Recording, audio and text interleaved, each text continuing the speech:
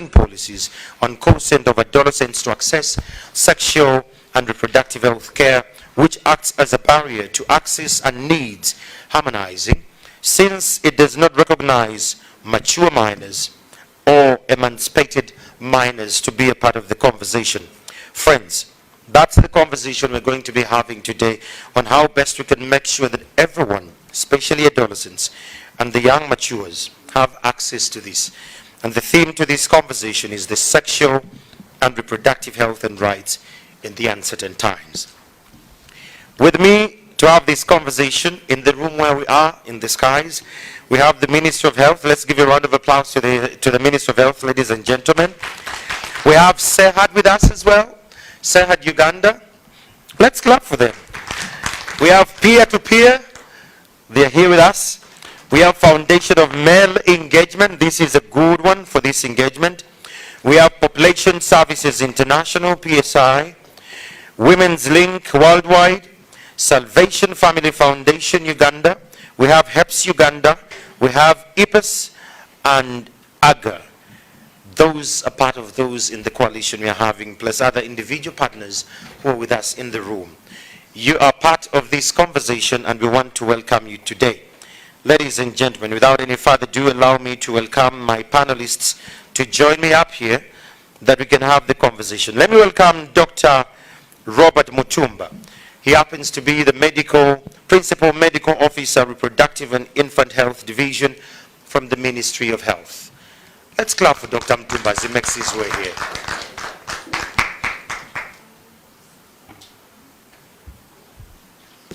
Dr. Mutumba.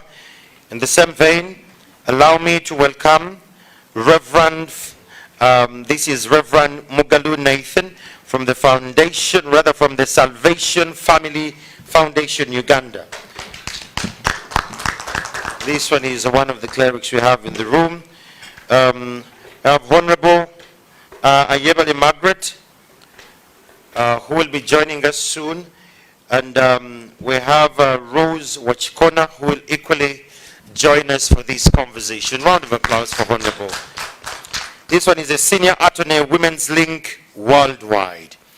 Friends, as we're waiting for the other Honorable to come, maybe she's held up by a couple of competing priorities. Let's start the conversation from here. Just to confirm that I'm having all my panelists and they can all speak. Good morning, Dr. Mugalu. Dr. Mutumba. Can you hear me? Let me request the tech team to help with the mics. You good? Yes. Okay. Good morning, Dr. Mutumba. Good morning. Good to see you. Good morning, Reverend Nathan Mugalu. Good morning. Okay. Good morning, Honorable. Brother Council, Rose Wachikona. You never know you're getting to Parliament. That as a prophecy. Very much so. Honorable Margaret Ayebade is finally here. Good to see you. Good to see you too. Okay, Rose, the audience on the other side needs to confirm that you're live and clear. Kindly put on the mic there. Reverend can help you in how he did it. You see, this is the male engagement. This is what we need. The tech team could possibly come through. Good to have you. Let me request Honorable Ayebade, please, you're going to rest from here. But let's clap for her. Finally, she made her way here. We really want to thank you, Honorable, for coming through.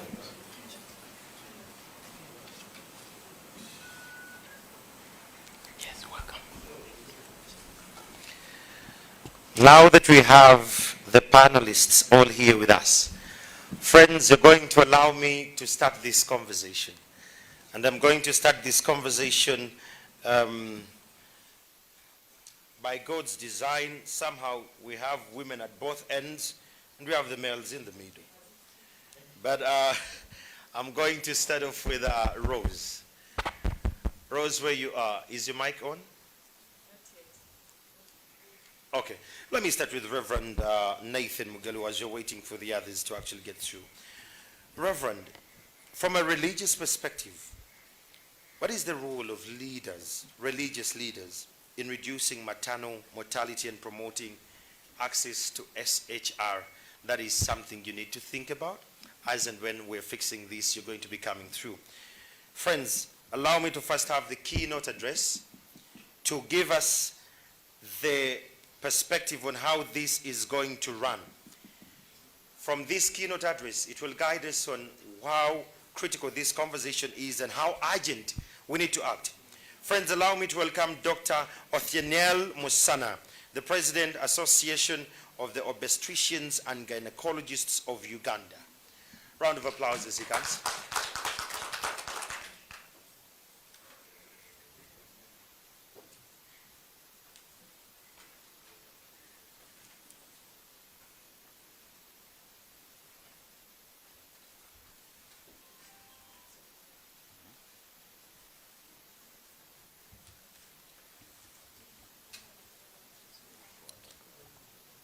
Thank you very much, the Honorable MP, Woman MP, Honorable Ayebare.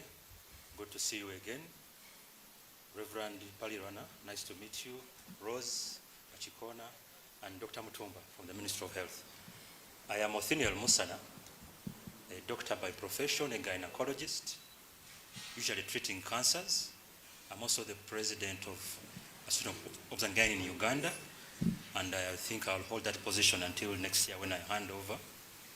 I'm also a father of 3 daughters at the moment.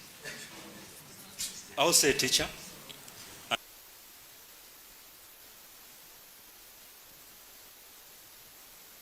Offering specialized services.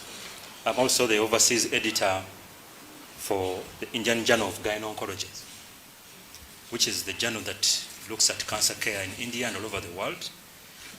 I have no conflict of interest to disclose. This is my work and my perceptions and how I assess the issues before me.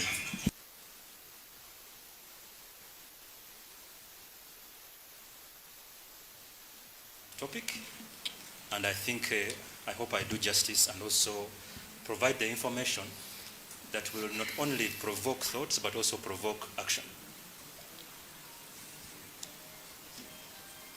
I would ask the team manning that to move on. The next slide, please. So AOGU is having a conference and the theme is securing the reproductive health future of women in Uganda. It doesn't come from the president's thing of securing the future of Uganda, but it is securing reproductive health future. And of importance in that theme is something that we've neglected as obstetricians, I think, and as a country and as a community.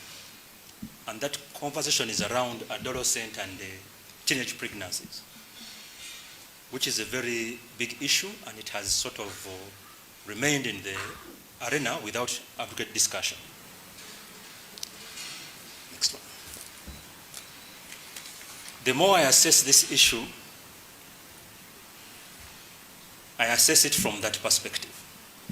When you see some of the pictures there, I'm a Christian, and the more I thought about this issue, the more I thought about the way we deal with adolescents and teenagers when they get pregnant. Most of the time we are stoning them. We are stoning the woman, stoning the girl, without actually providing solutions or empathy or help for these women. So, when we are faced with adolescents, what we normally see as doctors is that we are managing them from issues of complications. Adolescents are among the individuals or teenagers with pregnancies are among those who die because of delivery. And most teenagers between the age of 15, the most common cause of death is actually pregnancy related. So if you're 15 to 19 and you're pregnant, you likely die from pregnancy as compared to anything else. Then of course, in countries like Uganda, until I think recently, the policy was keep them out of school. And I think some schools are still enforcing keep them out of school. Then of course they have issues like obstetric fistula. They are still growing and their bodies are not yet ready for the role they have been put into, which is motherhood. Then of course preterm birth and stillbirth. Many of them lose their babies. However, also there is a big problem with this age group because many of their pregnancies are unintended.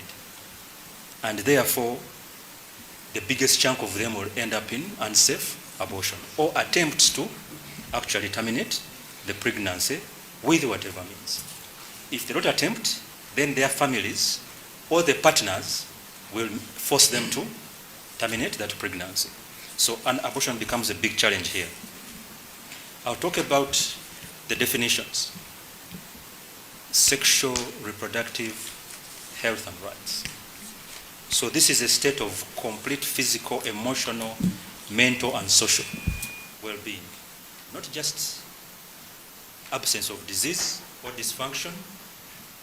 So when we talk about sexual and reproductive health rights for these adolescents, they must be emotionally well, mentally well, socially well, not just treating medical complications. And an adolescent, in the medical terms, as defined by WHO, is somebody who is between the ages of 10 to 19. Now, this phase is very important. And this is a phase between childhood and adulthood. They're not children, they're not small adults. They are transitioning into a new phase of life. And if poorly managed, this is the phase where patterns of behavior are established that may affect both their current health, but also future health. So this phase is very chaotic, and if not well managed, leads to complications in health. Then there is the concept of young people. This is somewhere between 10 and 24 years as medical practitioners. That's what we use. Now, there is something called adolescent fertility rate. Many of these adolescents are actually contributing to the pool of babies born in Uganda. And this is the number of births out of every 1,000 women aged 15 to 19. So you'll hear these terms over and over again. Adolescent fertility rate. What does it actually mean? Why focus on adolescents? So worldwide, for them to grow and develop, they need to have information. So age-appropriate and comprehensive sexuality education. This has raised problems in this country. What is age-appropriate? And who defines age-appropriate? Is it the culture? Is it the religion? Is it the state? They must have opportunities to develop skills because many of them are actually engaged in the workforce at some point. And many of them get pregnant because of them working. Then for us on the health sector, a lot of our biases make the services unacceptable, unequitable, inappropriate, and ineffective for them when they access. So the health workers, we have a role to actually help these women or young women. Then of course they need supportive and safe environments. When they come to the communities, we beat them up and safe. When they come to hospital, we beat them up. When they go to the courts of law, same thing. When they go to the police, same thing. So none of them are actually safe, and we must make safe environments. But also one important thing is that I have not had a program where adolescents, especially in policy making, where they're actually involved in decisions for their care and their well-being. Many of them are imposed from our perspective as adults. So, that is my holy grail of where I come from. We are always throwing stones, stone the girl, stone the woman, stone. So, most of this stoning is coming, one, from our social, cultural, and religious beliefs. In terms of our culture, this is an abomination. And I know some culture used to throw them over something and kill them. Yes. From our religious perspective, we want to also condemn them. Poor access to information. So I am a doctor, but I also know that my nurses and even doctors don't have information about sexuality. They're also depending on their social and cultural beliefs to define sexuality. Then we have sometimes restrictive laws and policies, and also provider biases and lack of confidentiality. So if someone tells me I'm having sex and I am 15, the first thing I'll do is call the parent and say, hey, your girl, you know, come and rescue. So that lack of confidentiality and bias also affects us as a barrier for them to actually thrive. Then limited information. They are getting info from everywhere, the media, social media, parents, colleagues, peer pressures, and a lot of this is wrong information. So they have access to limited information. And of course, parental and partner control. In Uganda, many of the girls who are pregnant are actually living with a partner. So they are controlled by that partner. And that may lead to violence. IPV. Now, when they come to see Dr. Musana and the colleagues in this room, our services are expensive. I live in Kampala, I think has about 12 universities, and many of those girls are around 18, 19. They cannot access even simple services in the hospitals. So access becomes unaffordable for them. So let me go now to the information, the real basic data that is actually bringing the problem. As I said, the more things change in Uganda, the more things remain the same. So it means we are doing something that is not effective to change what happens to this population of people. So the age of first sexual contact. If you look at the UBOS data, UDHS, if you compare women and men, nothing has changed. More girls are sexually active by the age of 15, which is almost twice the number as boys, the same age. And this number has not changed much over the years. In the last 2016, about 20% of the girls at the age of 15 have had sex before. When they make 18, legally they are now adults, but they are still adolescents or teenagers. Still nothing has changed. Economy has grown, more in school, UPE has come, USC has come, they are more in university, but nothing has changed. So by the age of 18, more than 64% of them are actually having sex or have had sex. If you look at the boys, less than 50%. So is there a problem with the girls or is there a problem with the boys? So much as we are targeting interventions towards the girls, they are still having the sex. So the problem is here to step likely. If you look at the age of first marriage, over the last close to 30 years from 1988, 30-something years now, nothing much has changed. By the age of 15, as of 2016, 13 out of 100 girls, that is about 1 in 10, who are 15 or less, are actually married or living with a partner. By the time they are 18, 42 out of every 100 girls between the ages of adolescent girls below the ages of 19 are actually married. So 4 in 10. So if you count 10 girls, 4 of them are married, wherever you are in the country. So nothing has changed since 1988. Now if you look at fertility, this is a group which is contributing very well to our fertility rate. In Uganda, their pregnancies are significant in Uganda, despite the increase in interventions targeting ending teenage pregnancies. Now between 1988, where it was 193 per 1,000, so out of every 1,000 girls, 193 would become pregnant. In 1998, that number has not changed much in 2016. So out of every 1,000 girls, 134 will become pregnant as teenagers. It means there is a problem. There is a big problem in this country. Of course, when you have sex, one of the most feared complications is HIV and STIs. And in Uganda, in 2004, the surveys done by UBOS showed that 4.3% of the girls who were sexually active between the ages of 15 and 24 actually had HIV.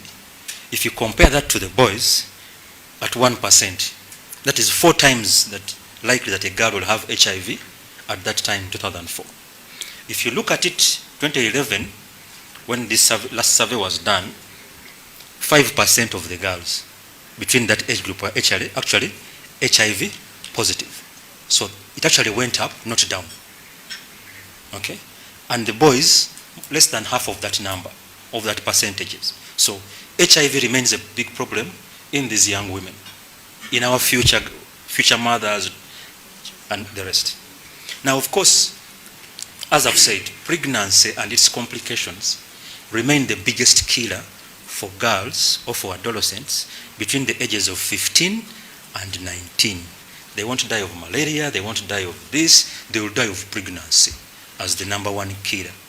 So it's of utmost importance that actually we intervene to reduce these deaths. The other problem we are finding is abortion. They are adolescents. None of them is planning to actually conceive. Very few of them actually have a planned pregnancy.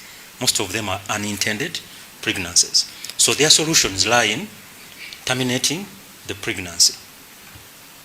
And one of the consequences is abortion, of course. And many of them, because they don't have access, because they don't have information, because there's IPV, whatever they're coming from, they will tend to look for unsafe methods of abortion.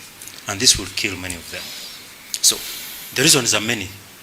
They want to delay birth, they have bad economic situations, troubled partners, and some other reasons.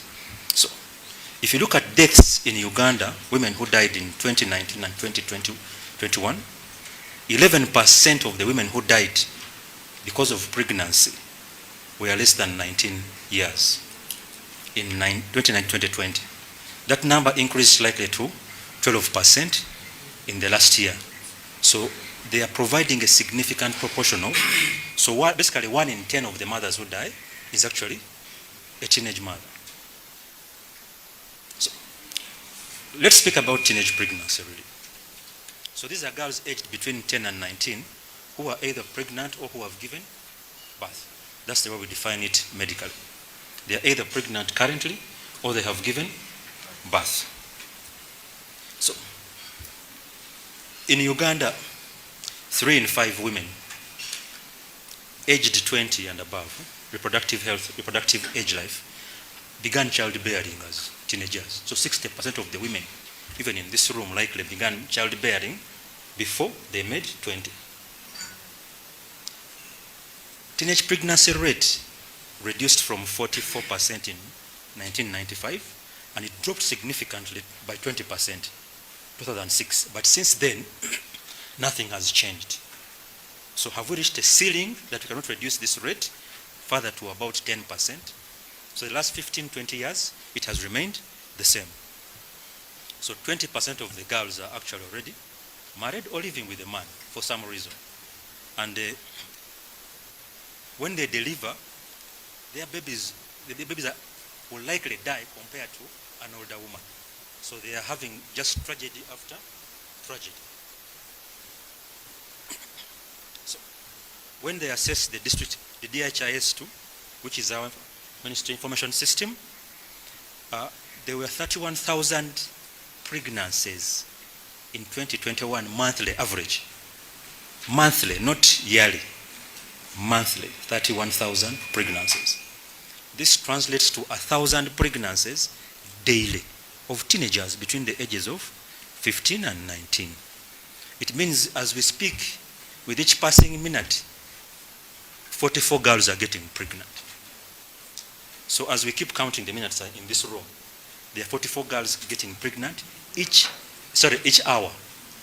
Almost one girl per second. Almost. So there are problems in this country that we must address. So there is something in the theme which said uncertain times. And I believe that adolescents find themselves in a period of uncertainty beyond their control really. Most of it is caused by people like me, the men who have sex with them, policies that we have in this country or in the homes, attitudes towards adolescent sex and pregnancy, actions by adults beyond the control.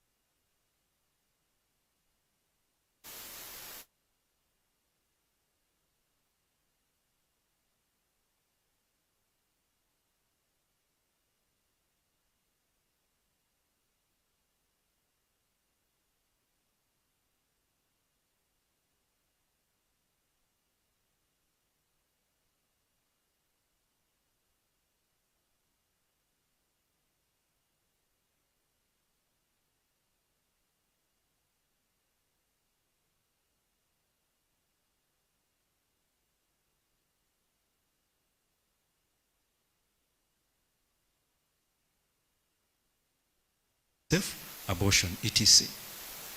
Because these are actually happening. So they are having sex, so there must be strategies to reduce the harms of sex. They are having unsafe abortions, what happens? They are dying when they come as pregnant women, what happens? How do we actually reduce the harm done to them?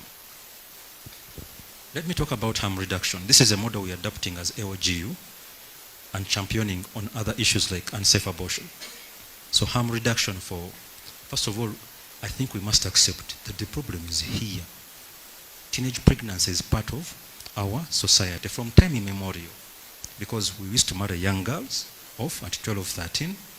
Now they're not getting married as much, but they're still having marriages or living with partners. So we should choose to develop solutions that minimize the harmful effects, rather than simply ignoring or wishing it away. We must have solutions to minimize and reduce condemnation of these teenagers. Then we need to understand that teenage pregnancy is not when I'm in my office seeing teenage mothers, she will tell you, that guy pays my school fees. I have no parents. So do I report to the police? Do I, there are issues that we need to understand that this is a complex issue and not one solution will work for all. So one of the things we advocate for is modifying some behaviors other than total condemnation. Because, for example, I cannot pay her fees. But those challenges exist. Then, of course, we need to promote, as health workers especially, but even social workers and other people, non-judgmental and non-coercive provision of services. And for the policymakers or the resource allocators like the parliamentarians, allocate resources to help these sexually active, HIV positive and pregnant adolescents, to assist them in reducing harm. Then where possible, have solutions where adolescents themselves or teenage mothers have a voice and input into the programs and the policies that affect, other than us putting things on to just designing services for them without actually consulting some of those real life stories, because they have stories behind them. So, but also I think one of the issues has been, whether it's in the church, whether it's in, I was in somewhere talking to people like me who are hardcore religious people, and they told me, no, those are demons, just cast them out. But that was their perspective. They know there's a problem, but they are saying there is something wrong spiritually, which may be, but the problem is being minimized in some of those areas. When you come to the medics, there's no problem.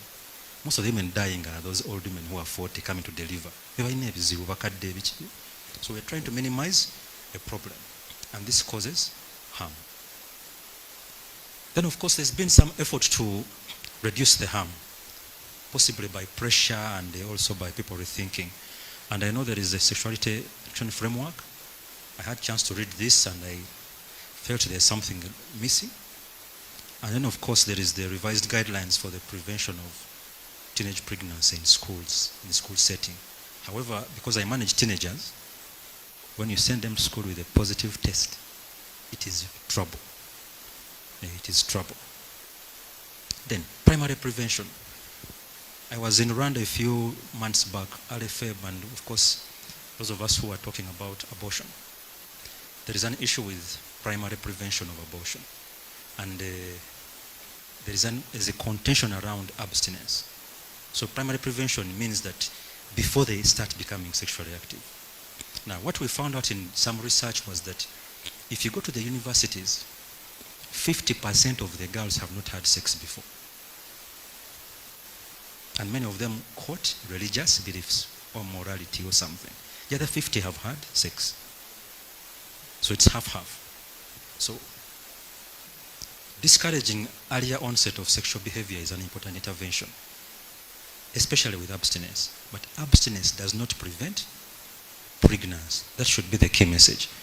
Abstinence delays the onset of sex. It may be primary abstinence where you've never had sex, or it may be a secondary form of abstinence. I say I will not have sex for 2 years.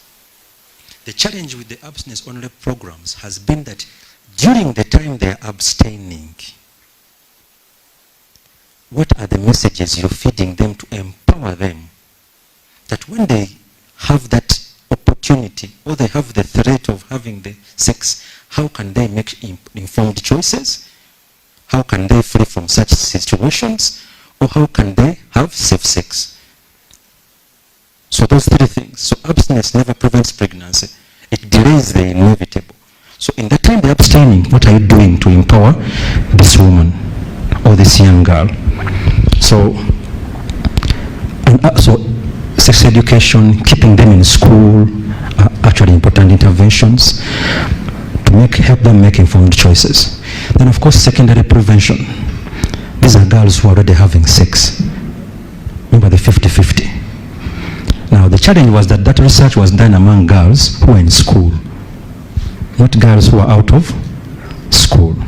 So adolescents already engaging in sexual behavior. Some of it is risky, and now they're experimenting a lot more. So part of it has to be to encourage the adolescent to reduce or stop the behavior. Recently I was seeing this video of a young girl on, I think, social media, I think S2. She looked like 14. And I was saying, you must have seen that video. And I'm like, there must have been something to intervene to help that girl. Otherwise she'll get either HIV or she'll come back pregnant. Okay? Then we need to provide information and education on contraception, condom use, STIs.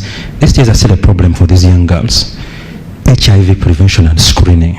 We must empower them with information. In our field, we sometimes give them emergency contraception. They've come, have had sex, have been raped. Many of them have been raped, by the way, either by relatives or by men parties. So you come, you have to provide them with it. Then of course you have to educate them on safer sex, where it is difficult to stop the sexual activity at the time. Now, I'll still end with the same message. The more things seem to change, the more things remain the same. The problem is going to exist. It may not go away. So how do we reduce the harm associated with that problem? Thank you.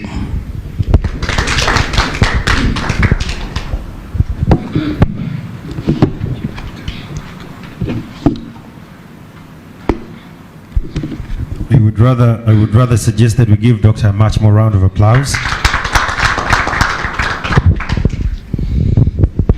These numbers are worrying.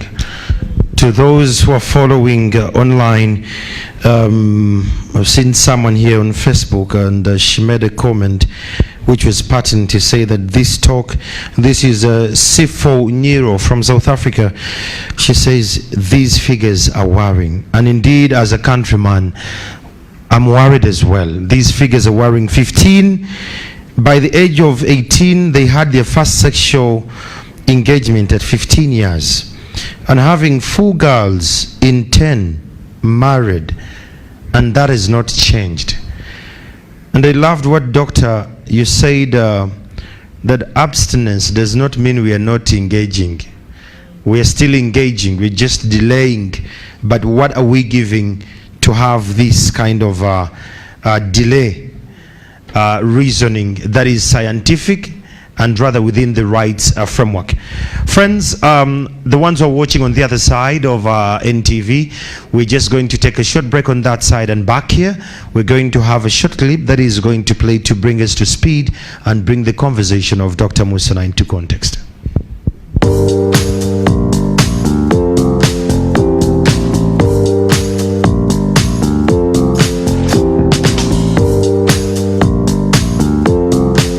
Not a strong person, doctor, I would be extremely worried. But as a father, this worries me. As a male champion, this worries me. And as a youth leader, this worries me. And I want to start off from the church, because Dr. Musana said in the religious domain, they say these are demons that need to be casted out. And in some other domains, they say, no, don't worry about it. Even the medical practice. I want to start off with Reverend Nathan from Family Salvation Foundation. What is the role of the religious leaders in reducing maternal mortality and promoting access to SRHR services across the country? Thank you, dear Andrew, and dear viewers.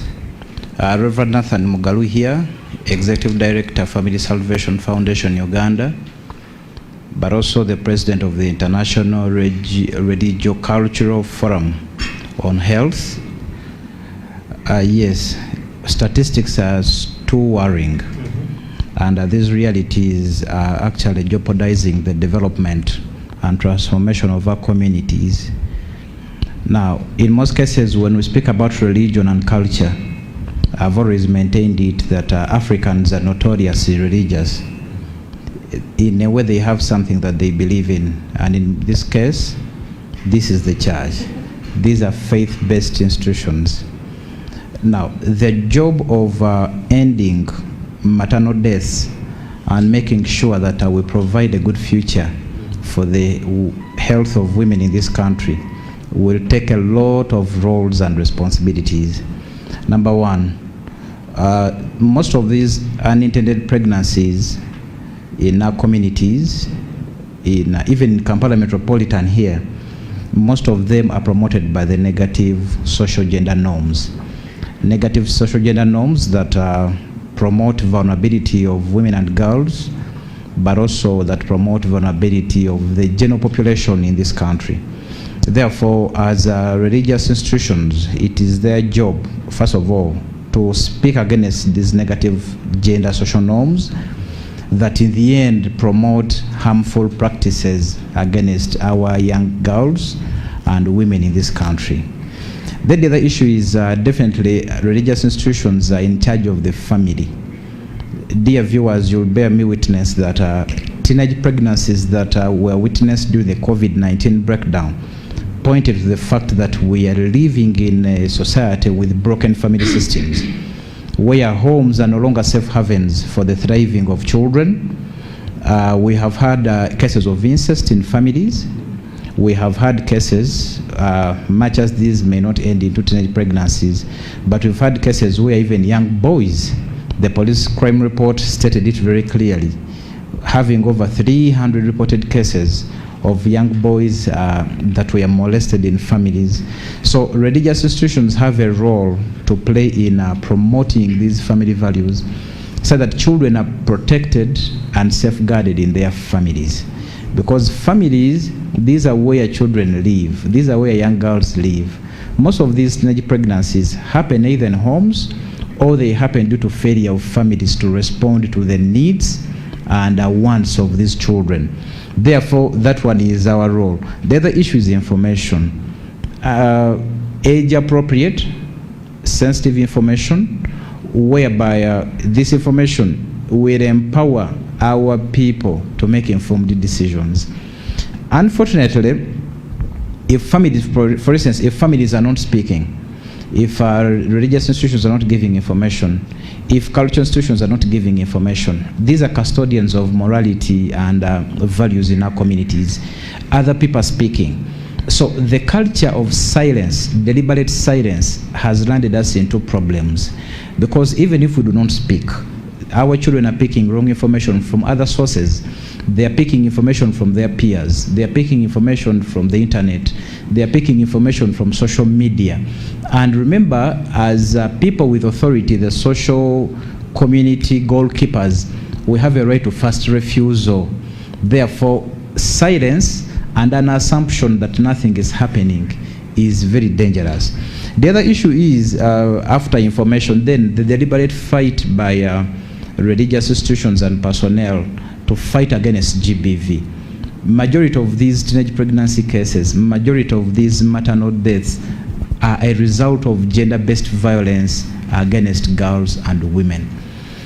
Some of the women that die during their pregnancy, some of them die because probably they were beaten. Probably they have been going through violence from their partners. Why? Because they are living in relationships that have no guidance, that have no morals, and have no values. We are seeing men battling pregnant girls. We are seeing men battling pregnant women.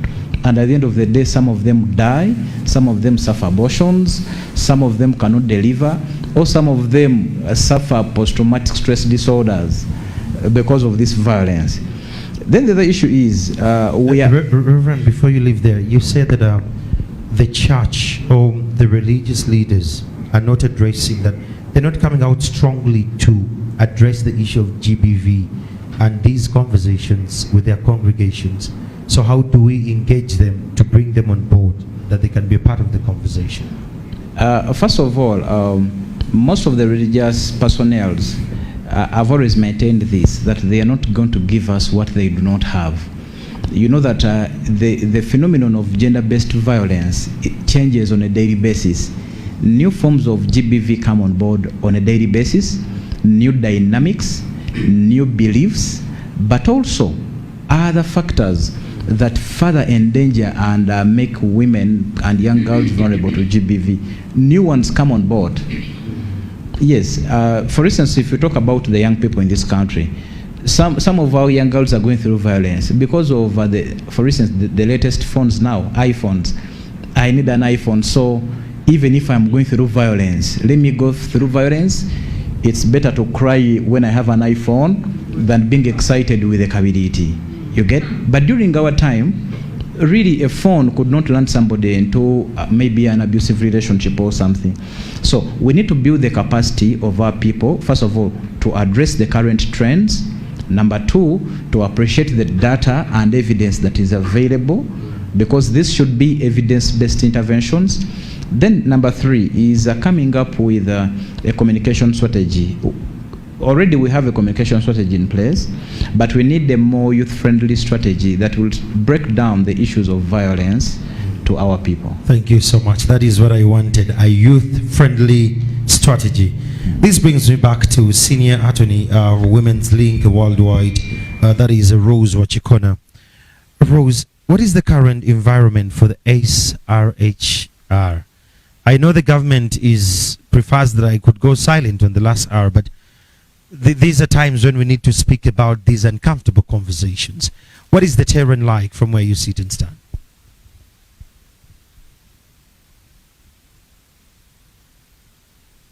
Health and Reverend?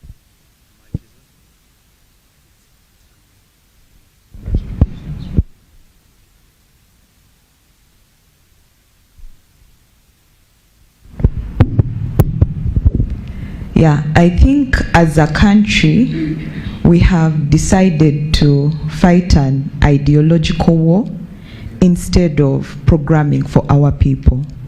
Our data says one thing, but we are deciding to ignore the data and the evidence that exists in order to reinforce an ideological norm that the country has decided to take on. I'll give some examples. When you look at the policy space that Uganda is currently occupying, I'll throw around like the guidelines that address the reintegration of pregnant girls within schools. And these guidelines within themselves were hinted on by Dr. Othniel, but they state that as soon as you enter school, you're supposed to be subjected to a mandatory pregnancy test. And when you're found pregnant, you're supposed to be put on forced maternity leave for 1 whole year. Within that 1 year, a young girl has no access to education. This is reinforcing an ideological belief rather than programming for a current trend.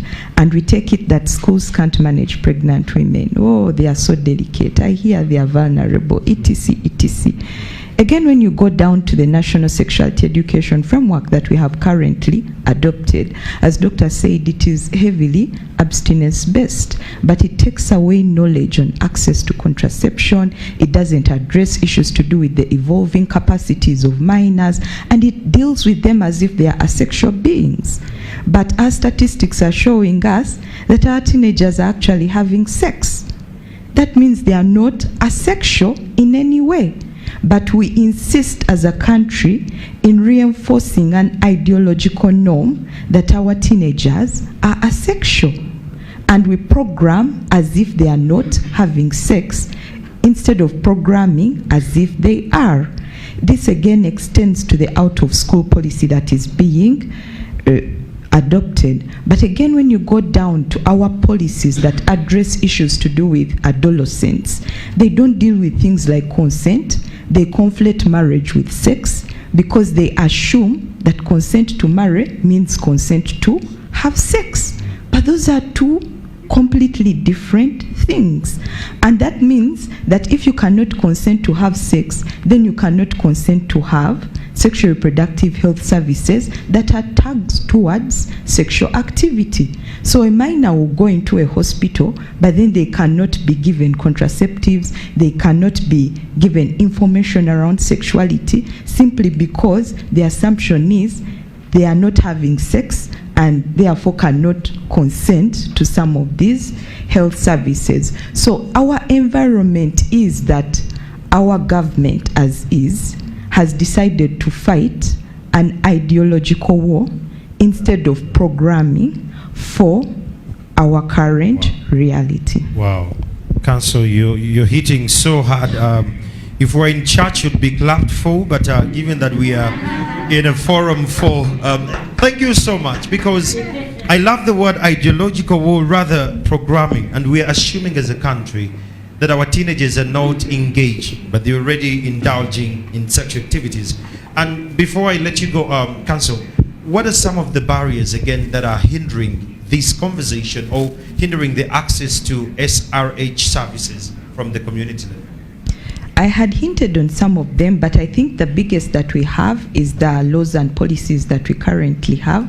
They are not ably addressing sexual reproductive health and rights as is right now, in terms of centering the autonomy of the people who are actually practicing or exercising their sexuality, but also in terms of not recognizing the different areas of sexual and reproductive health and rights that we have. I already talked about sexuality education and the fact that the country is even struggling to roll out a policy that allows for sexuality education countrywide. I dealt with the issue of access to safe abortion, which again as a country we continue to struggle with, where we say, okay, our constitution says somehow we can allow for abortion to save the life of a mother, but then we don't want to define what does it mean to save a life of a pregnant woman. We don't want to delve into some of those uncomfortable positions, or even reinforcing the fact that post-abortion care should be mandated and provided for within our health facilities. But then, other than the laws and policies that are not enabling, we also have an issue with the collection of data. Most of our data is outdated. You saw the presentation of our person, the person who delivered the keynote, and his data is in 2016. We don't have current data to support some of the arguments that we are able to put forth. But even that data within that itself is not segregated in such a way that it allows for programming around certain issues, like the issues of sexual minorities. We know in Uganda, every time you say LGBT, people want to beat you, stone you, throw you in jail. But have we even bothered to count the numbers that we have in the country? Have we bothered to know the categories? Have we bothered to assess their needs? So that if we say they don't exist, then we say even our statistics show that indeed they do not exist. Another thing that I wanted to talk about was the lack of linkage between information and provision of services. Somehow we are key. When they do studies around access to contraception, they'll show you that over 99% of women know about contraception. But when it comes to uptake and use, the numbers drastically reduce to about 44%. So if women know about contraception, why aren't they using it? Some of these issues are to do with stock out, the quality, the availability, and the access. So again, it's one thing to give people information. Again, it goes down to adolescents. We love teaching them, bringing them in a room. Please abstain, use a condom, what. But now, you haven't considered that in order to get a condom, a young person has to go to a supermarket and probably at the very least pay 2,000 shillings to get a pack. Where are they going to get that 2,000 shillings from? So closing the gap between information and access to services has become very, very key and critical. Thank you so much, Rose Wajikona. This is very It is very, very strong. Dr. Mutumba, I don't want to be in your position as government, but we equally have to speak, Doctor. They could pass the mic to you. I want to understand, Dr. Mutumba, you as a principal medical officer, especially from the reproductive and the infant health division in the ministry, what is the Ministry of Health doing to address the barriers Rose has alluded to? Yeah, so thank you very much, and to those who are viewing this conversation. Yeah, and directly I'll get to answer the question. The keynote speaker and my previous colleagues have already alluded to the barriers that currently hinder uptake of sexual reproductive health services. But from the various assessments undertaken, particularly I think for the young people, the biggest barrier that came out through these a number of assessments speaks to a gap in actually access to information, education and communication. And of course we have two groups of these young people, and particularly those who live in the urban, but also we have those who live in the rural areas. And for as much as the urban girl or boy has much more access to this information on their sexuality, there is that rural girl or the boy that these reports indicate gaps in access to this information. And the Ministry of Health is working very strongly on ensuring that we increase avenues to ensure that information on sexual reproductive health gets out to these, and not only to the young girls or the young boys, but also to the men and women. And this really actually contributes to close to 80% of the gap. And so there is a lot of investment, again with support from partners, and we continue to call upon the leaders, right from the members of parliament, the leadership at all levels to take lead, the leaders to really take lead in ensuring that they foster, they pass on this information. And as a ministry, we are currently working on developing specific information packages for members of parliament, for the district leaders, the religious leaders, the cultural leaders, to ensure that they are, like Reverend Nathan mentioned, you cannot pass on information that you do not have. So a lot of what is happening, again working together with the different ministries, Ministry of Education, the Ministry of Gender, which is sometimes called the Ministry of Everyone, and partners, to ensure that the leadership, both political, cultural and religious, first of all have access to this information, understand and appreciate the rationale and what is really contained in these packages, and thereafter they will be able to really disseminate. And I begin from leadership because we would really want the different layers of leadership to appreciate that this is an issue we are grappling with as a country. And most importantly, this is the issue of the teenage pregnancy, for example, is not an issue of the Ministry of Health, but it's an issue, it's a national issue, it's an issue for everyone. So each one of us, even in this room, should be able to see how they contribute to addressing this issue. So this is an issue of everyone, but I just wanted to begin by mentioning that much of the focus is really to ensure that the health promotion, education and communication department at the Ministry of Health, working closely with the reproductive and child health department, but also the community health department, the focus is really community and calling upon the different leaders who really influence behavior to ensure that they understand. You can be shocked to in one of the engagements we have, that even at a level of a district chairperson, and I can mention this, it can be unfortunate that a district chairperson can actually describe family planning as a Muzungu concept. That would imply that, the entire district council cannot really effectively discuss issues related to family planning and therefore in such a district you'll probably not achieve much, especially when it comes to appropriation. Sometimes we come, yes, to the members of parliament to, you know, increase allocation, but even in the district councils, if the layers that do implement do not appreciate that family planning is actually a pillar of safe motherhood, they will not appropriate at the district level.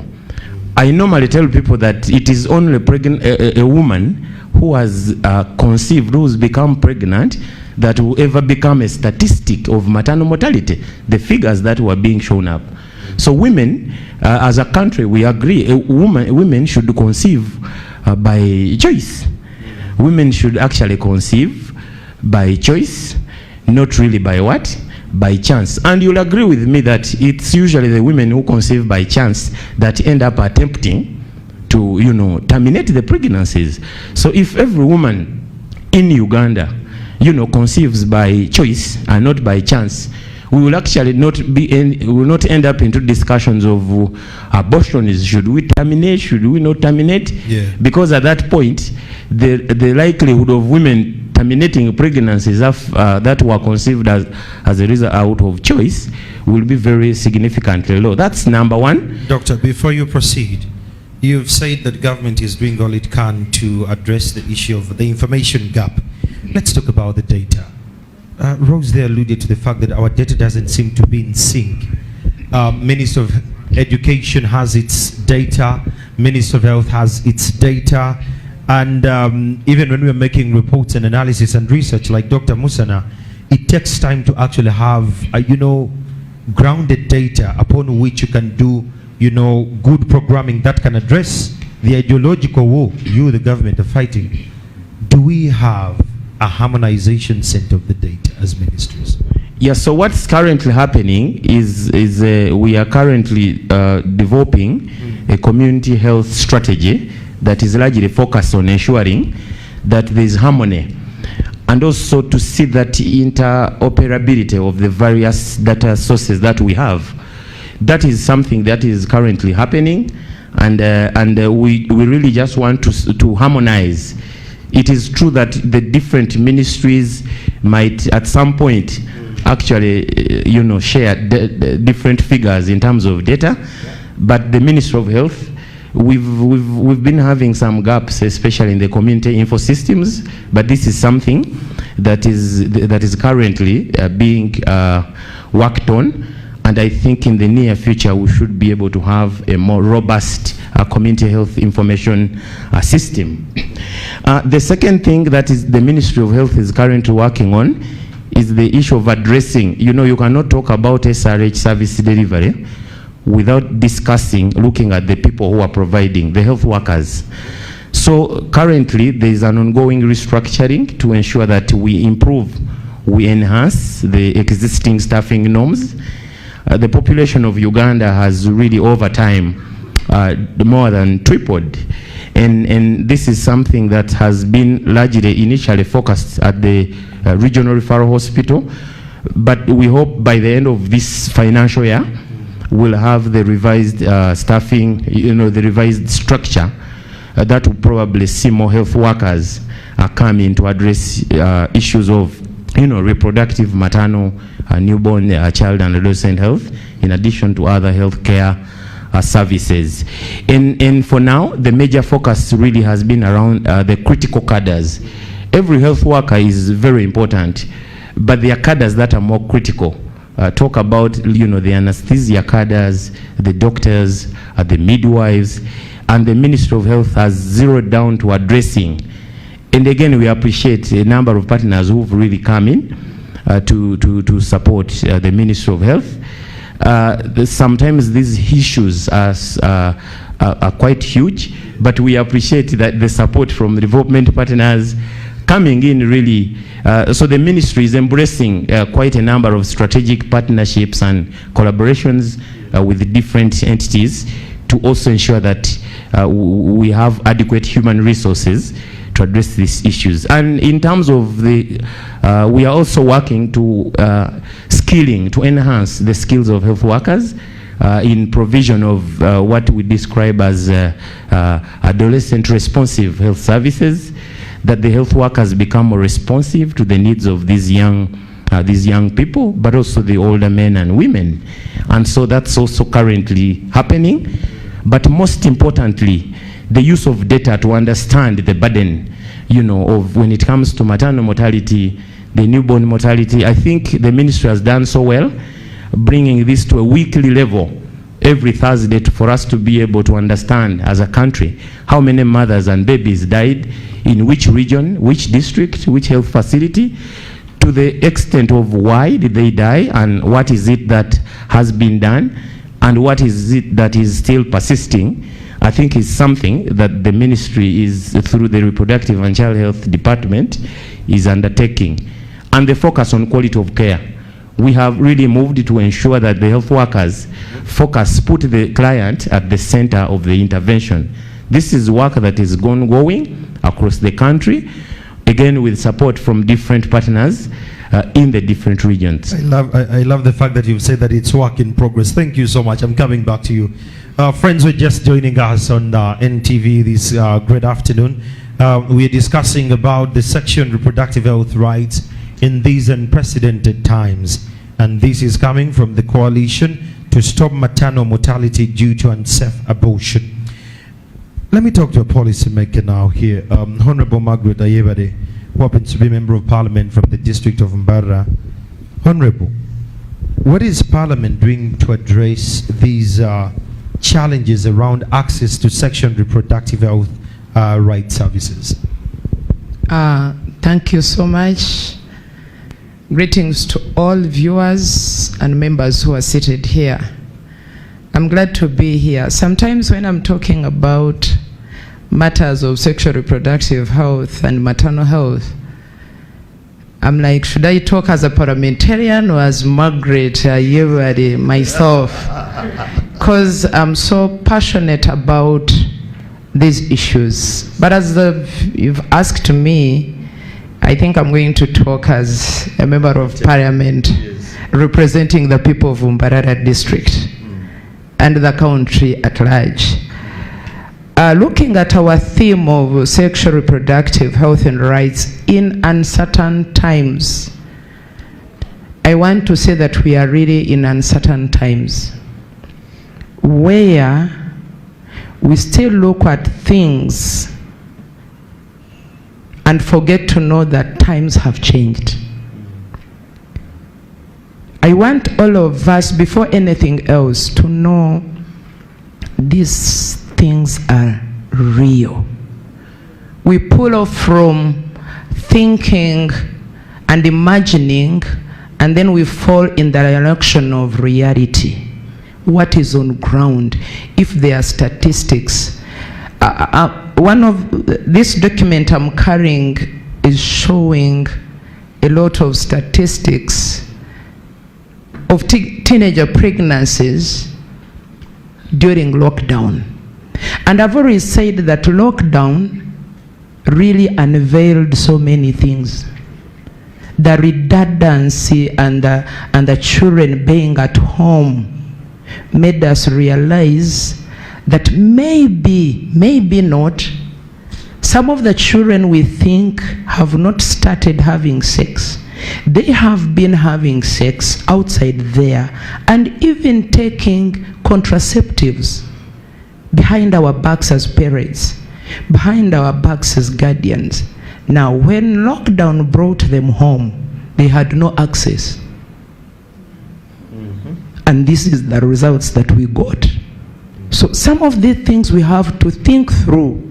And we are like, how come when lockdown came in, we had increase in teenage pregnancies? Maybe, maybe not. Think through it. I want to go back and reply your question of what is Parliament doing. We all know the roles of parliamentarians, the budgeting, appropriation of funds, making laws and policies, then doing the oversight. I will talk from different areas first of all, looking at what government is doing in the health sector. We all know that at Health Center 3s, we have youth-friendly corners, we have family planning programs, where we find that we also have guidance and counseling. Then the issue that we still have around there is provider bias among our health workers, who provide sometimes unfriendly services to our youth. Dr. Musana hinted on provider bias, but I would also want to take it further to the curriculum of medics. How are they trained to handle these young people? To handle, for example, the key populations that we've always talked about. Is it embedded in their curriculum that when they are practicing, they remember what they studied? I think somewhere, somehow, we need some amendment around the curriculum for health workers. Ministry of Gender has put in place policy, of course through the Parliament of Uganda, which is the parenting guidance policy. This one in particular obligates parents as first awareness and support givers of our children in case of any sexual reproductive health issues.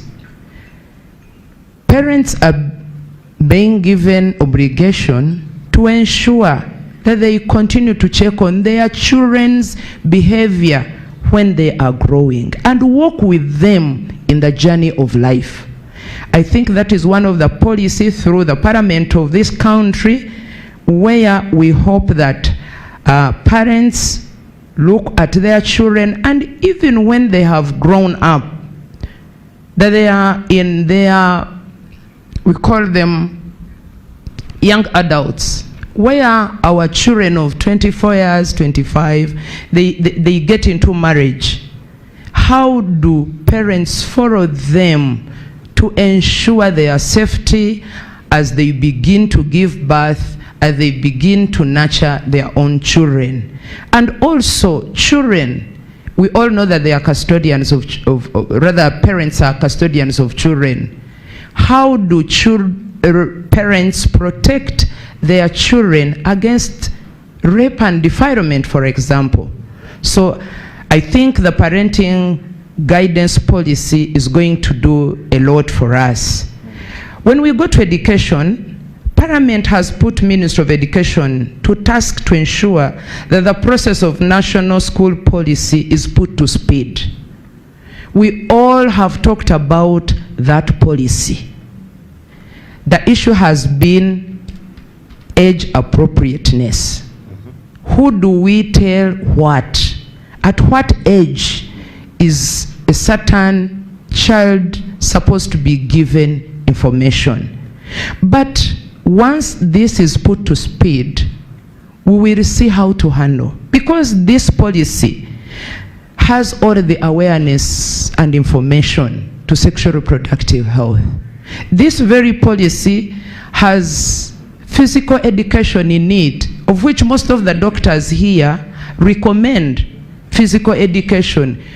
It should begin with our children in our school. Don't begin telling us of physical education when we are 50 years and 60. Begin exercising, begin running, begin doing this. I think if this policy is in place, children will begin right from the age where they are to know that physical education is very important. Okay. Sanitation and clean environment is also embedded in this policy, and especially when it comes to a girl child. This policy also has emphasis on changing rooms for girls in case a girl is at school and maybe she gets into her periods. Where does she go to change? How is the environment around her? But also in schools, we all know that we have, as government, we have senior women and senior men to talk to our children once they are in school about their sexual reproductive health, to guide them. I only echo those who are responsible to ensure that what senior women and men in schools are doing is really right. Honorable, because of time, you're going to bear with me. I just want to know, moving forward, what commitments can Parliament make to improve the legal policy framework and the environment to have these policies run? Oh, thank you. The legal environment, I think Parliament has done a lot. We have increased the budget for the Ministry of Justice to establish more courthouses, and I think recently, and even recruit more judges.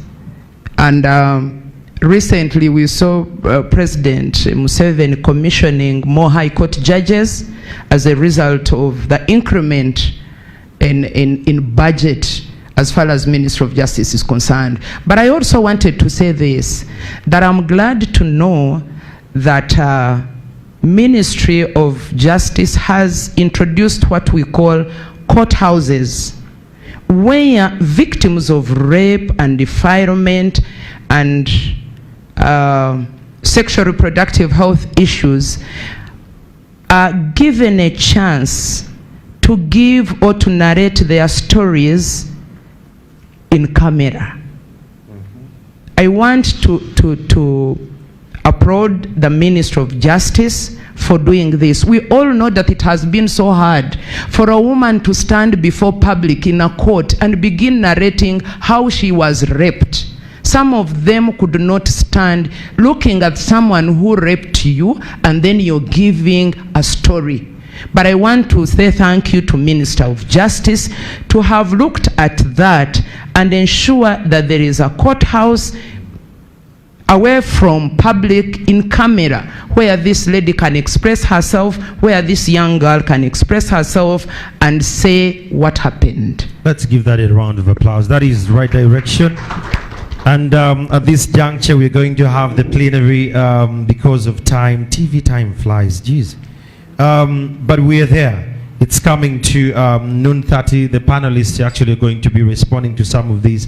Let me request Grace to help me to have the mic that she's going to be moving around. In case we have some feedback, whoever raises your hand, you'll have roughly 3 minutes max to make a submission to this. I'll start with the lady there. You start, you give your name, and then you give your submission to this. Hello everyone, my name is Dafa Esther. I'm a lawyer and I work with SEHAD. Mine is not a question to the panelists, but I think I want to emphasize the issue of attitude, change of attitudes. It came out from the panelist discussions that the issue is giving information, which I agree with. But I believe even if we give all the information and the right information at that to people, but when we still have negative attitudes towards reproductive health issues, then we shall never have a change. We shall go back to what the keynote speaker said, that we shall keep doing, things, expecting a change, but nothing will change. Because oftentimes people's mindset is tuned to one particular thing, and that is what they believe, that is their value, and that is it. So even if you give them information, they'll never change. I feel like we need to do attitude transformation and endeavor to ensure that as we speak with the statistics, people are empowered and notified to change and look at the reality. Because even if you give them information, we shall keep doing the same things over and over again, expecting a different result, and nothing will change. Council, by attitude, you mean, is it the entire and overall attitude change, mindset, direction as a country, or to a couple of people who don't seem to understand this? Because Rose there say that the powers that be don't seem to understand this conversation, or they have chosen not to understand it. I'm actually looking at the government, the country at large, but also our personal attitudes towards particular things as individuals. Thank you so much. There. We have Mr. Wire from Peer to Peer. who happens to be part of the coalition to stop maternal mortality due to unsafe abortion. Mr. Bwire. Thank you very much, moderator, and good afternoon, colleagues. Good afternoon. Mine is a submission around the data. As partners that have done quite a lot of work around community engagement, policy influence and advocacy, we have continued to be limited by the data we have. And, however much we do a lot of work around, policy advocacy, we can only do too little, too much, because the data that is available to influence the work that we do has been compromised. You look at what the doctor submitted earlier, 2016 data, you're looking at the UDHS data, it's still a little bit out of pace. The times we are living in are moving very fast. So as a country, we have to figure out how we move fast in terms of the data we have to influence program design, but at the same time use that same data to influence policy review and policy formulation. Thank you very much. Thank you so much, Mr. Wide. There is another hand in the back. Let's hear from the lady before. Thank you. Thank you very much. My name is Loretta Oken, and I'm an individual member of CESPOA. I have a question to the Dr. Mutumba from Ministry of Health. He mentioned skilling health workers as something that they're looking to do. And I have, from my previous experience, very recent of 2 weeks ago, we had an interaction in Gulu in one of the health centers, and the people it was kind of a community scorecard process, but we were interacting with the young people, and none of them acknowledge that they go to the health center, but they work or get information through the VHTs. So I wanted to find out, is when you say skilling of health workers, are the VHTs being considered in this because they're the first people at the community? And we also found out that through the VHTs, they're actually not informed at all. They have very limited information about reproductive health in general, not even looking at broad things. So I wanted to find out if there's a plan for the VHTs, or when we're talking about health workers, we're just looking at the people in the facilities. Thank you. Thank you. Let's have that other hand, then the panelists will respond. Thank you so much, moderator. My name is Dr. Isaac Odongo. I work for IPAS. My concern and submission will go to Ministry of Health. First of all, I would like to say that I understood everything Dr. Musan said. You did? Yeah. Wow. And the other one is that I was happy with Dr. Mutumba Robert from Ministry of Health for saying that teenage pregnancy is for everyone. Now, we all know that Ministry of Health is the one that comes up with policies and guidelines that do help providers. I want to see the stand on the standard and guidelines that were withdrawn sometime in 2015-16, which is helping health workers manage the outcomes and consequences of teenage pregnancy. Okay. Okay, let me just have those two questions. One from, okay, Ben there, then the gentleman up front. Thank you so much. I'm very perturbed, first of all, but thank you, Dr. Otieno, for really bringing these highlights to everyone and to the nation at large. But I want to ask you, Ben, when you say you're perturbed, how are you perturbed? By the statistics that were put up by the key, yes, not speaker. Yes, Dr. Musa. If we speak about 44 girls getting pregnant and in an every hour, every single day, do we get goose pimples on our bodies? I'm just asking. And I want to direct this to the representative of the Parliament of Uganda here. If we can get time to speak about nyege nyege, and we avail enough time to speak about this, do your fellow policymakers understand the heft, the heaviness these teenage pregnancies are going to cause or are causing to the budget of our countries, to the health systems, to the structures in the country, and even to the lives of our young girls, because if we do not have substantive discussions that are going to come up with tangible solutions about this, and we continue, for lack of a better word, to legislate by some few people using emotions and our culture and our religious emotions in the face of our discussions, when are we going to bring out this country in this abyss it is in right now? It is really perturbing.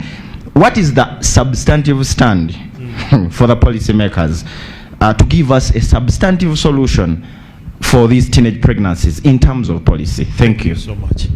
I can feel the emotions of Ben. He's reacting the same way people are reacting that day. They said it won't happen. Let's listen to him. Yes, thank you very much. I'm Dr. Lukoma David. I'm an obstetrician, gynecologist. Now, I would want to talk from the medical point of view, and probably direct my concern to the lawyer. Rose. What is available at the moment in terms of the law is actually incriminating the seeker of the service and then also the provider of the service. So it brings up a situation whereby the provider is afraid to offer a service, and then even the girl who is needing the service fears to come to hospital because she knows when she comes she'll be arrested. So I don't know what is being done about that kind of law, whether there's something that is coming up. It also affects the kind of data that is coming up. Because if the girl is fearing to come to the professional, where does she go to seek the service? Therefore, that information is also missed. Thank you so much. These conversations are Ismail Savan on Twitter. Yes, your tweet has reached me, and Sifo Uganda says setting up in hotels and discussing about those young girls does not help.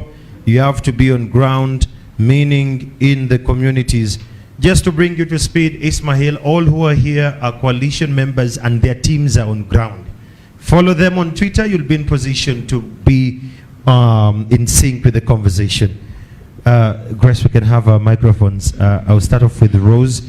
You have 5 minutes to respond to his question. The other issue that came up, Rose, was something of the data. Given that you raised that issue, what could be the best solution to align the data issue in our country? I'm really not a data expert, but I think we need to expand our parameters in terms of the indicators that we collect as a country in order to capture some of this information. But also in terms of also answering what Dr. Lukomo was saying, we need to create the environment between a health worker and a patient should be safe and protected under the law, so that whatever conversations are held between a health worker and a patient are protected even from external influences, because right now with the court order that confidentiality can be breached. So for me, I think those are some of the things that we need to do. In terms of the laws and policies, I think Dr. Lukomo was talking about access to safe abortion, but you know, nowadays when you say the word abortion, people want to stone you. But the biggest thing we need right now is clarity.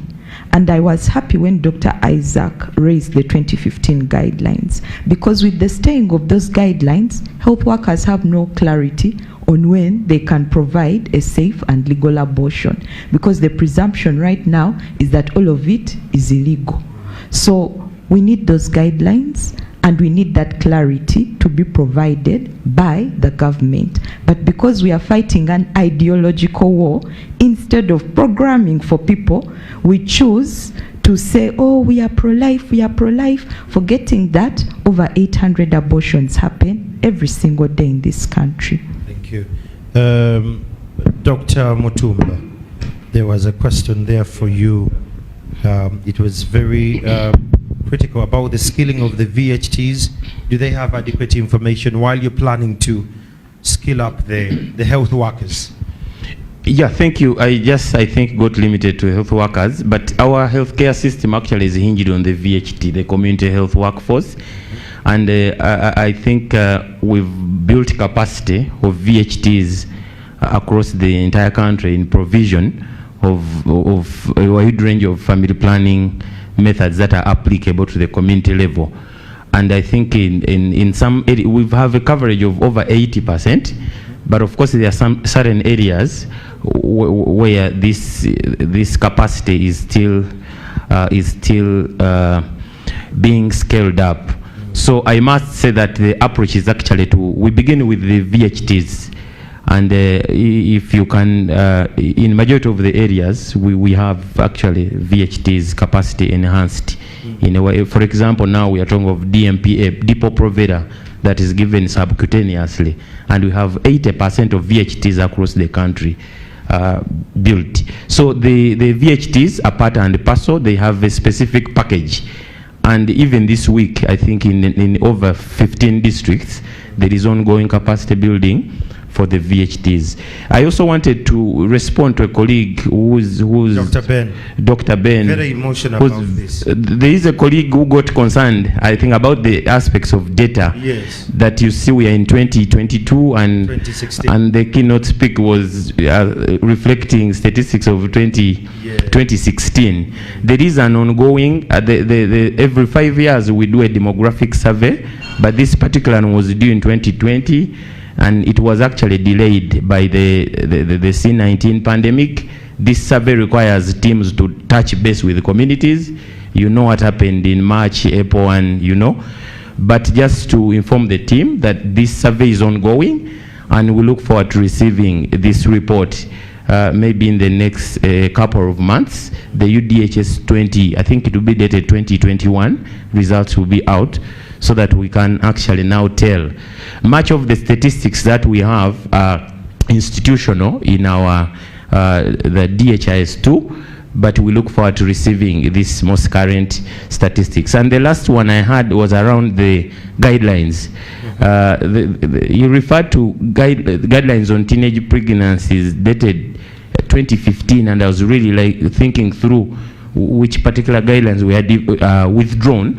But what I know is that we have guidelines on sexual reproductive health dated, I think, 2012 that have been undergoing review. What was withdrawn, I think, were aspects of the sexuality education framework.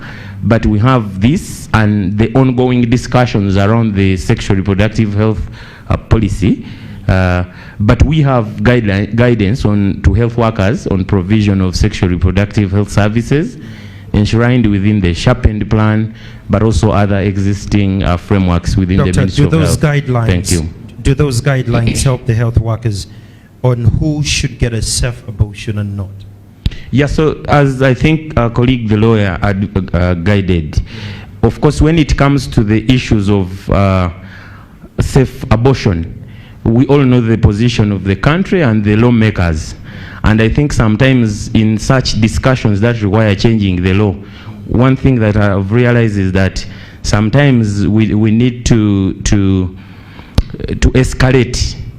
Sometimes I'm part of such conversations, but you realize that there are other entities that really need to be part of the Ministry of Health, for example, is an implementing ministry, and sometimes we've also been cornered down on certain aspects that seem to be controversial.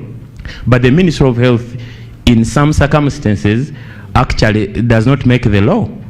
It doesn't make the law, but it's open to ensuring that the population really receives the wide range of these services. But when it comes to termination of pregnancies, the law, I think, is still limited to circumstances where the mother's life is in danger, and I think this is a conversation that has been happening to see how we can get on board other categories, such as incest, access the termination. But that's not the work that will entirely be concluded by, for example, the Ministry of Health. But again, it's the other arms of government that have to come and have that discussion. Thank you so much, Dr. Mutumba. Honorable Margaret Ayebare, if Ben was close to you here, I don't know, but the reaction that happened that day when the Speaker of Parliament said that a nyege won't happen, I was in Ginger, but people were flying, and he's wondering, if we have adequate time to discuss about Nyege as a parliament, how much time do we deliberate to discuss about pertinent issues in terms of sexual and reproductive health rights in this day and age? Thank you so much. I want to first of all say that Nyege was also a pertinent issue because yes, there was a presumption, and I think we were right to look at how Nyege operates, because some of the results of Nyege are unwanted pregnancies. Yeah, sure. I don't know whether you agree with me. Carry on. Some of the results, in fact, that's what we are looking at. When we are saying, is the Nyege going to be well operated?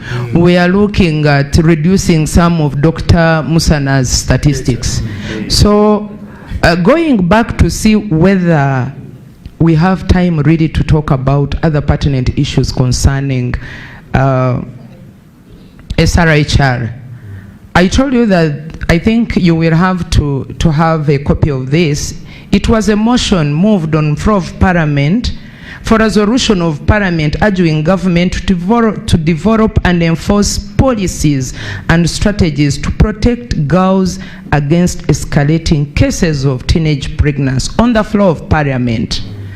And one of the things that this mover highlighted on was looking at different, number of international conventions that Uganda has ratified to that aims at protecting women and girls against human rights abuse. So I want to say that we have time really to talk about pertinent issues at the floor of Parliament. But I want to end with this. When it comes to implementation of some of the policies and the laws that are done by members of Parliament, it bounces back to you and me. Because implementation is not part of Parliament's work. It is your work as NGOs.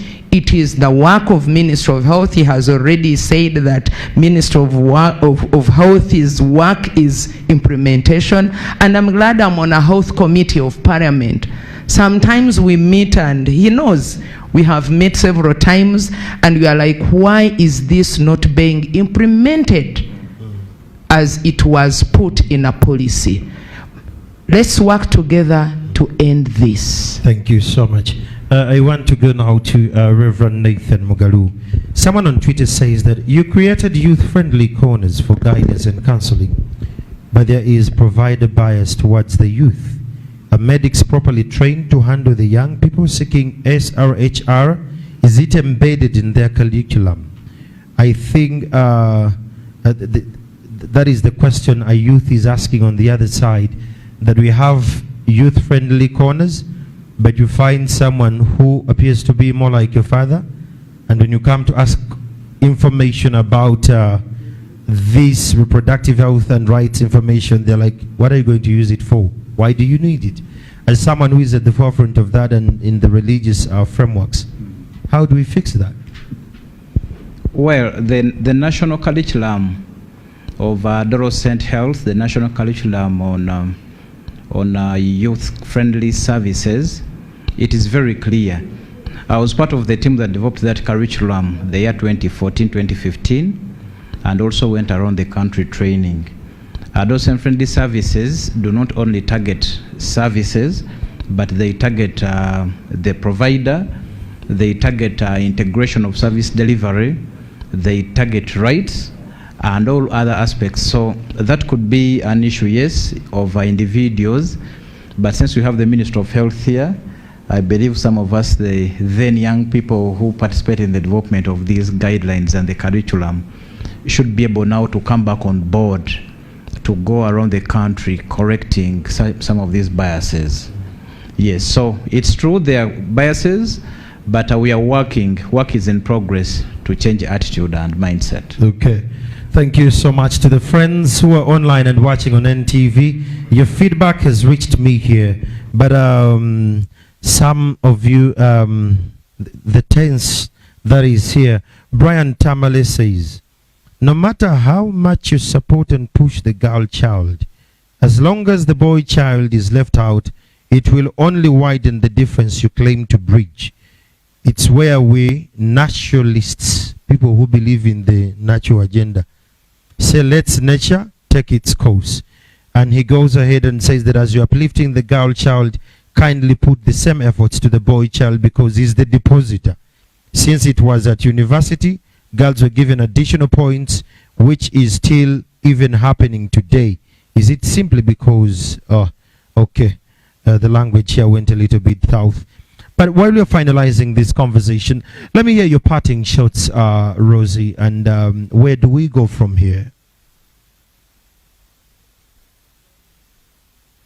Thank you so much. I want to start from that comment, and partly I agree because we have feminized sexual reproductive health and rights too much. Even in the interpretation of statistics, we interpret them in the voice of the girl child, barely in the voice of the boy child. And even when we are talking about engaging men, it's as if they are on the peripheries, but they are not central to the decisions that are being made. So that's one of my recommendations, that we need to stop feminizing sexual reproductive health and rights. The second one is I think Uganda needs to take itself away from the ideological wars that are going on in the world, because now we are at the forefront of promoting culture and religious values, and yes, to the detriment of our own people. So we need to stop involving our country in ideological wars and get back to programming according to statistics and according to the realities that we have on ground.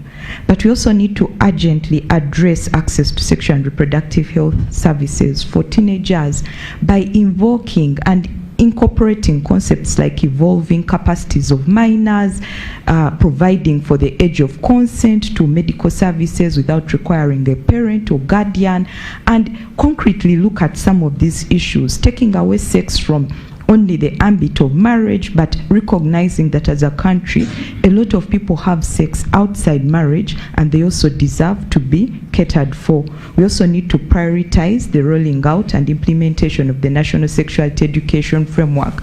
It was launched in 2018, but up to now, I don't know how many people are actually benefiting from it. And I think the last thing I'll go away with, or that I want to leave people with, is that we are moving as a country away from centering human rights, and we are now centering cultural and religious views. And we are making human rights subject to that. And this is something that we need to critically look at. Because when we decenter human rights, it means we are taking ourselves away from the international instruments that we have signed on to.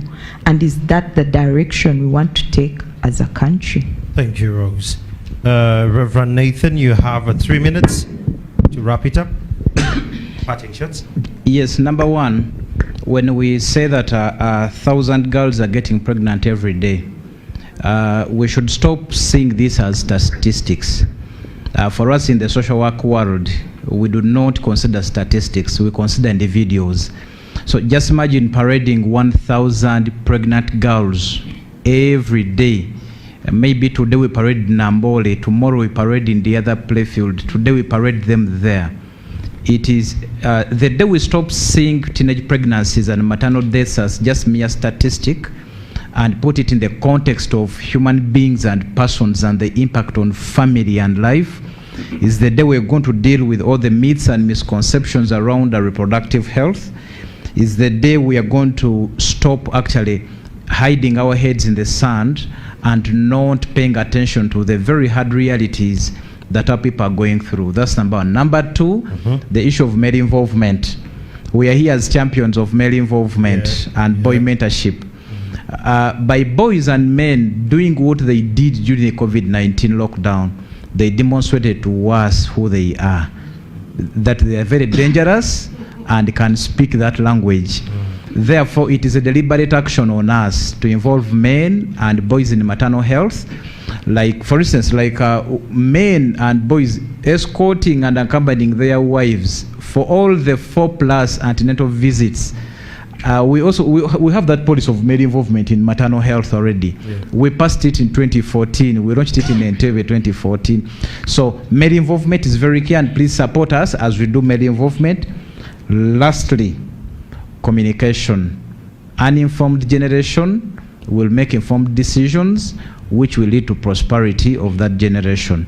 Less that, the vicious cycle of teenage pregnancies, the vicious cycle of maternal deaths is going to end up in each and every one of us families, and each family will test what we call the vicious cycle of negligence. When girls are getting pregnant and women dying. Thank you. Mr. Dr. Mutumba, government, where do we go from here? Yeah, thank you so much. And for me, one, let each one of us identify their role. Okay. My role. One speaker mentioned that for you to change the world, sometimes it's better to first change yourself. So let's really focus initially on the things that we can do, the things that I can do to make a contribution to see this reduction. Sometimes issues around changing laws have come to believe that they are a process that definitely could take years and years. But as we undertake such efforts, I think from a quality improvement approach, let's focus within our space, within our mandate. What is it that we can do to make things, change? That's one. Number two, let's work together. Let's work together. The multi-sectoral approaches, the state and the non-state, the cultural, the religious, and I'm really glad that we are working together. Maybe I should be saying let's work more, together. I think together we'll be able to see the changes. And the last thing is let's continue to have such conversations to identify what we can do different to see this desired impact or outcome. Thank you. Thank you so much, Doctor. Honorable, you have 3 minutes. Yeah, thank you so much. I want to say something about data. As we also make laws and policies in Parliament, we need data. Sometimes you find you have no data to stick to back your argument on the floor of Parliament. So as you're outside there and you're giving us these statistics, we need to have data to back our policy making as members of Parliament. Secondly, I want to talk about what my sister, the other council, talked about, the attitude change. Even if we appropriate funds and budget for different activities and programs, if our people do not have change of the attitude, the mindset change of how things were, how they are, and how they are likely to be, we are going to come here and talk and speak, but things will never change. Lastly, change begins with you and me, as Dr. Mutumba has just said. What are you doing in your particular place? As a member of Parliament, yes, I'm a member of Parliament, but I have the individuality when it comes to me as Maggie, as Margaret. What do I see? What do I support? How do I look at things before I go to Parliament to be a parliamentarian?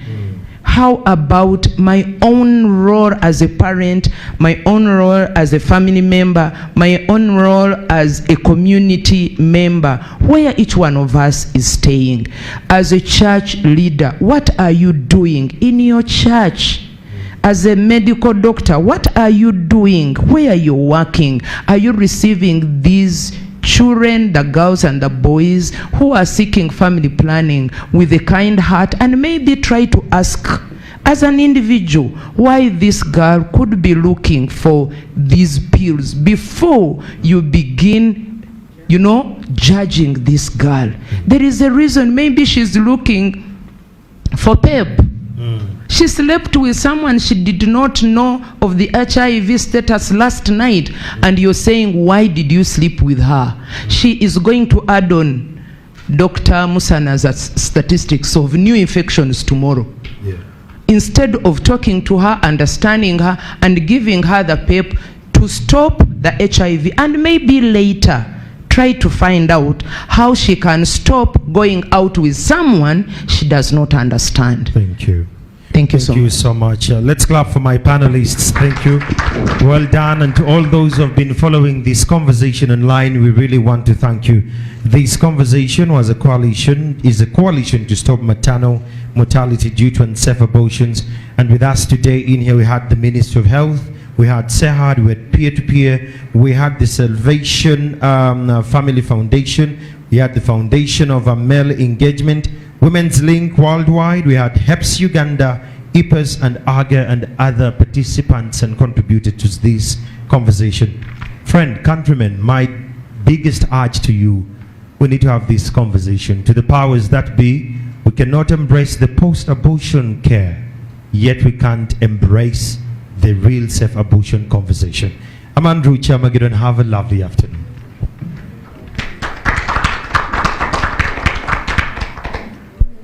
So I am now off air. Let's